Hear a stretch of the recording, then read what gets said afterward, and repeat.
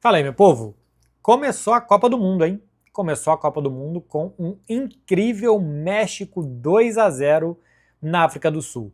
Para quem falava que Copa do Mundo não tem jogo ruim, tem que achar México e África do Sul um bom jogo. Eu já aviso para vocês, antes de eu falar alguma coisinha desse jogo aqui, mas eu já aviso para vocês que a primeira fase da Copa a gente vai ter muitos jogos como esse, né? Quando a Copa do Mundo sair de 32 para 48 seleções, dá muita oportunidade para que as seleções muito frágeis disputem a Copa.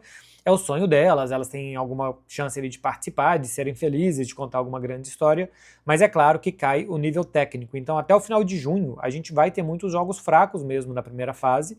Esse aqui, acho que nem é o mais fraco deles, acho que a gente vai ter muitos jogos ainda piores do que México e África do Sul. São dois times que ainda podem estar, o México deve estar na segunda fase, porque quem ganha o jogo já tem muita chance de passar para o mata-mata, mas a África do Sul ainda tem ali a sua oportunidade também de se classificar, mas a gente vai ter jogos de seleções bem mais frágeis.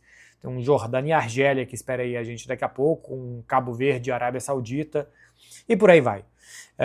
Então a Copa do Mundo de 48 seleções dá essa oportunidade, né, de muita gente participar, de ser feliz, de contar uma grande história, mas também tira nível técnico, por enquanto, tá?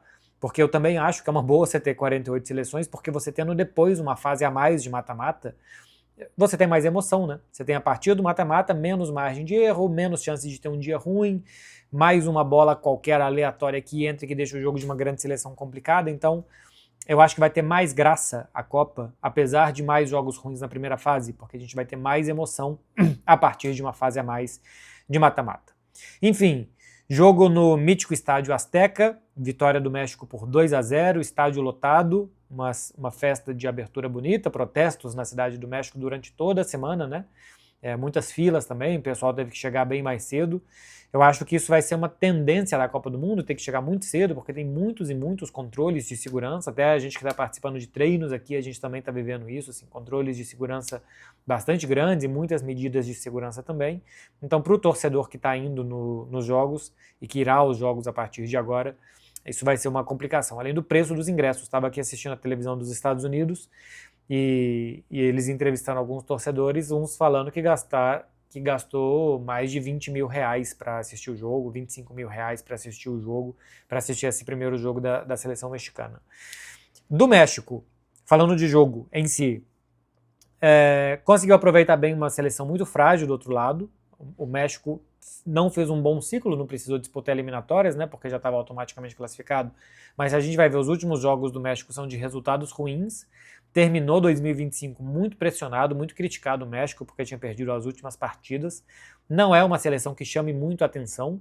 Se você vai pegar a seleção mexicana, não tem muitos jogadores famosos, jogadores em grandes times, como a gente já teve antigamente, seleção mexicana sim, com jogadores em clubes importantes. O mais famoso, que mais chama a atenção deles, é justamente o Raul Jiménez, que fez o segundo gol da equipe, o Quiñones, que fez o primeiro gol, joga no futebol do Oriente Médio. Tem o Edson Álvares, que jogou no Ajax por muito tempo, que joga no Fenerbahçe, mas não é uma seleção de grandes e grandes destaques individuais. Tem um garoto que entrou no segundo tempo, Mora, 17 anos, mais novo a jogar essa Copa do Mundo, esse vamos ver se vai ter futuro, o que vai ser dele, mas não é uma super geração mexicana. O debate que tinha aqui essa semana, e nos Estados Unidos tem muito canal de televisão para público mexicano, né? Então, canais de esporte aqui, por exemplo, que falam em castelhano e falam para o público mexicano. O grande debate essa semana é se deveria jogar o Ochoa na sua sexta Copa do Mundo ou jogar um outro goleiro mais jovem que foi convocado pelo Javier Aguirre. Então não é uma grande seleção mexicana, mas que se aproveitou de outro lado de uma seleção muito fraca, a seleção da África do Sul, que tentava sair jogando e o primeiro gol sai exatamente no erro de saída. O México pressionava bem.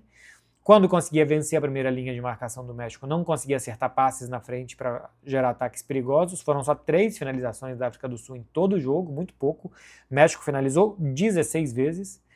Fez o primeiro gol muito cedo com Quiñones e depois, no segundo tempo, chegou até alguma vaia para a seleção do México e alguma ansiedade no estádio, porque o time estava com um jogador a mais. No início do segundo tempo, a África do Sul teve um jogador expulso. Aliás, o Wilton Pereira Sampaio fez uma boa arbitragem. Acho que não deveria ter expulsado o jogador do México, Montes, no final, porque eu não acho que era uma chance clara e manifesta de gol. Teria cobertura, não estava indo em direção ao gol, eu não teria expulsado. Expulsou o Wilton Pereira Sampaio, que expulsou também 2 jogadores da África do Sul. Um também por fazer uma falta sendo o último homem, e depois um jogador que deu um tapa no rosto de um jogador do México, né? parecia que ele estava só querendo ganhar espaço ali, mas ele tentou dar um tapa no jogador mexicano e foi bem expulso pela arbitragem brasileira.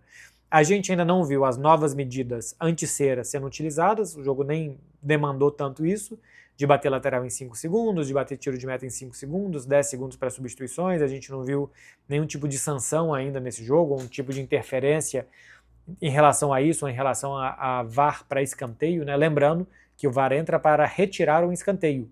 Então, se o árbitro deu um escanteio, que na verdade era tiro de meta, se ele considerou que a bola bateu na mão do goleiro antes de sair, ela não bateu, era tiro de meta, ele deu escanteio, o VAR entra e reapita o lance para ser tiro de meta. Agora, se o árbitro deu um tiro de meta em uma jogada que era para ser escanteio, aí o tiro de meta é mantido, ou seja, o VAR nesse lance de escanteio ele serve pró-defesa.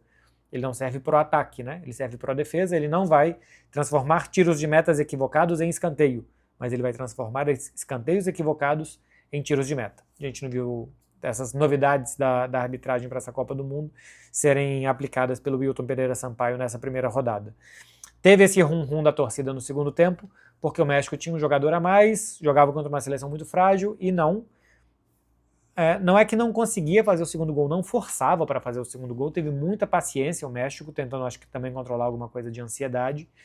E depois o Raul Jiménez fez o segundo gol, aí sim um gol que deu mais tranquilidade para o México garantir a vitória. Até poderia ter feito mais, eu acho que deveria ter ido tentar fazer mais gols, mas a expulsão do jogador mexicano, por exemplo, é porque com 2 jogadores a menos, a África do Sul ainda conseguiu gerar um contra-ataque, que poderia gerar um gol, e aí o Montes fez a falta e foi expulso para a próxima rodada, que é contra a Coreia do Sul, né? É o adversário mais forte que o México acho que vai ter nessa primeira fase, não vai contar com um defensor, mas venceu bem, conseguindo mais um pontinho, o México basicamente se garante já, com 4 pontos, deve se classificar, são 8 dos 12 terceiros colocados que vão se classificar, então o México deve se classificar se fizer um pontinho a mais nos 2 próximos jogos, e pelo menos para os 16 avos de final.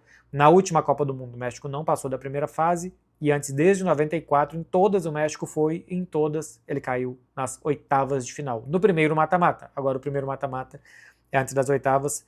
Veremos, meu povo, o que mais aguarda a gente na Copa do Mundo e o que mais México e África do Sul podem nos oferecer. Tomara que seja mais do que eles ofereceram nessa primeira partida.